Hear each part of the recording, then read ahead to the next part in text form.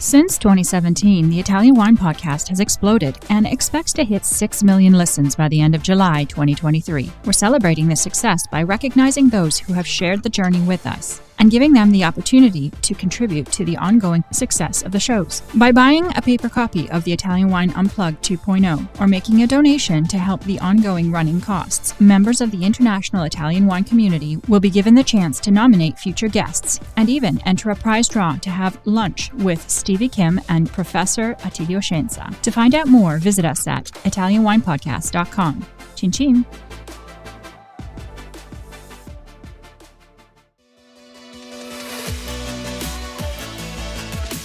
For all the super wine geeks out there, we have a special new series dedicated to you. We are reading excerpts from our new edition of Italian Wine Unplugged 2.0. Wine lovers, tune in for your weekly fix only on Italian Wine Podcast. If you want to own a copy of this new must-read Italian wine textbook, just go to Amazon.com or visit us at mamajumboshrimp.com. Basilicata. Historical background. The origin of viticulture in Basilicata can be found in the centuries preceding the arrival of the Greeks, who established the Magna Grecia in the 7th century BC. The splendor of the era was reflected in cities such Heraclea, known for the Heraclean tablets, now preserved in the National Archaeological Museum of Naples, and consider a fundamental document for our understanding of the municipal law of Magna Grecia. Metapontum was another city whose prosperity is still evident today in the remains of the Greek Tavole Palatine temple dedicated to the goddess Hera. Prior to the arrival of the Greeks, the territory had been inhabited by agripastoral populations who seem to have known rudimentary winemaking techniques that involved crushing grapes in wicker baskets after fermentation. In Roman times, evidence of wine growing activity in the region that was then known as Lucania comes to us from various ancient scholars, including Horace, a native of Venosa. In his Odes, in which the verse Nunc est bibendum, now we must drink, is well known, he often mentions the vines and the wine of his native land, praising in particular the Vulture region. Pliny the Elder also mentions the fame of the wines of Tempsa, an ancient Lucanian city, as well as other centers including Buxentum, today's Policastro. In a passage from the Naturalis Historia, Pliny recounts that the temple of Juno, erected at Metapontum, rested on vine wood columns, testifying to the importance of vines in the area in that era. The Vulture area was a place of strategic importance for viticulture at that time, as evidenced by the numerous archaeological finds which confirm the practice of viticulture and winemaking in the ancient Roman villas between Lavello, Venosa, Melfi, Atella, and Rapolla. With the fall of the Roman Empire, viticulture in Basilicata experienced phases of alternating fortunes. In the Middle Ages, there was still a fair amount of wine production to meet the demand of the grand banquets held by the Romans, including at their castle at Anglona.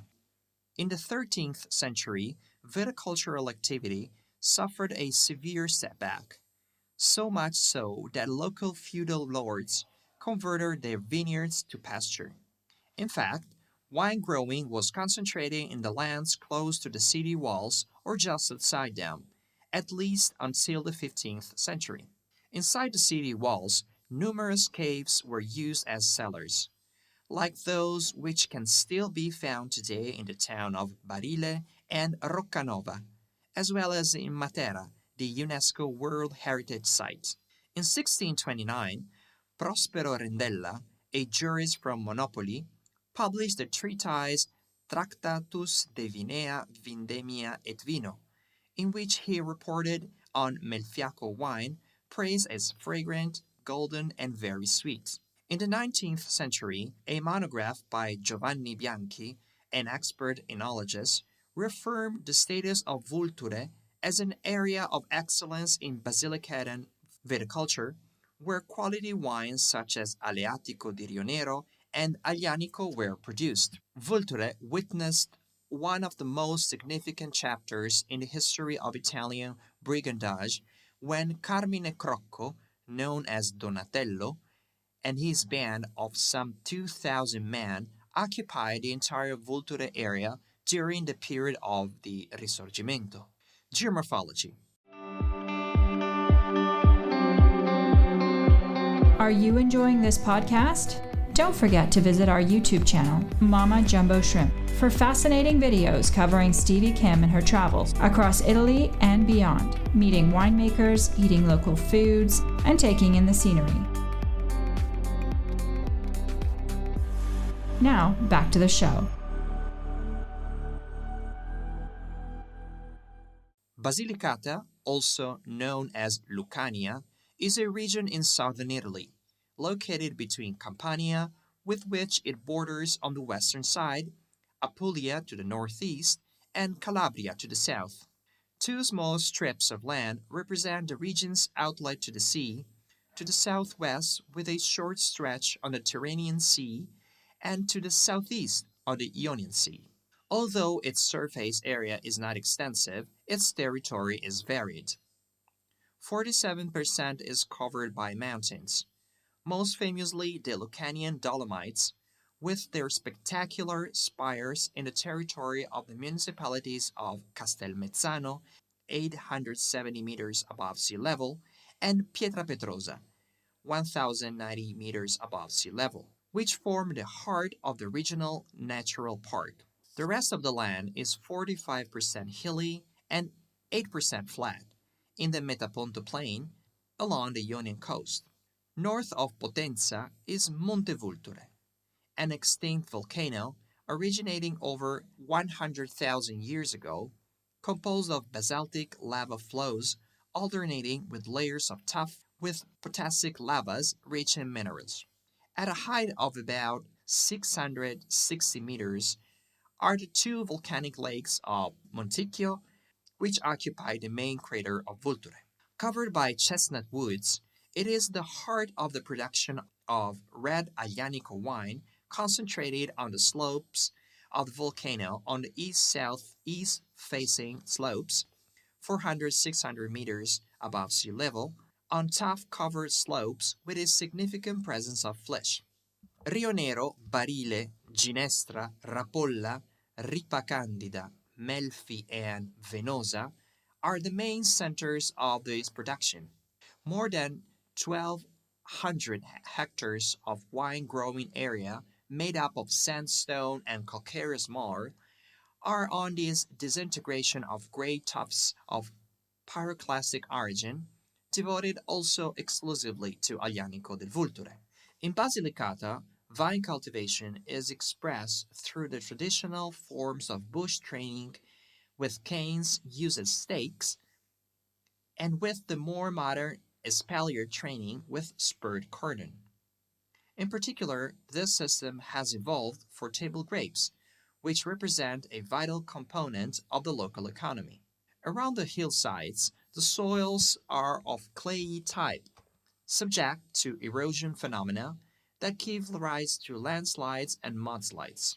It is not surprising that the climate is temperate cold in these parts during the winter season, especially in the inland areas with characteristic continental temperatures and snowfall.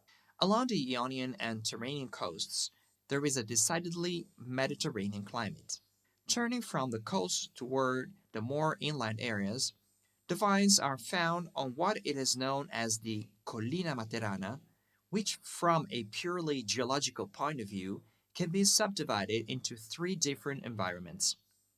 The coastal plain, represented by the geologically younger surfaces, the marine terraces, located above the coastal plain and characterized by the presence of evolved, deep, well-drained and moderately drained, deep red and iron-rich soils, and the Fossa Bradanica, which represents the greater part of the Materana hillside area and brown from Irsina to Pisticci from Matera, excluding the built-up area to Stigliano, and are characterized by soils with sandy conglomeratic lithologies with coarse sediments on the surface and sands in depth, very calcareous with high permeability. Listen to the Italian Wine Podcast wherever you get your podcasts. We're on SoundCloud, Apple Podcasts, Spotify, Himalaya FM, and more. Don't forget to subscribe and rate the show. If you enjoy listening, please consider donating through ItalianWinePodcast.com. Any amount helps cover equipment, production, and publication costs. Until next time, Cin Cin.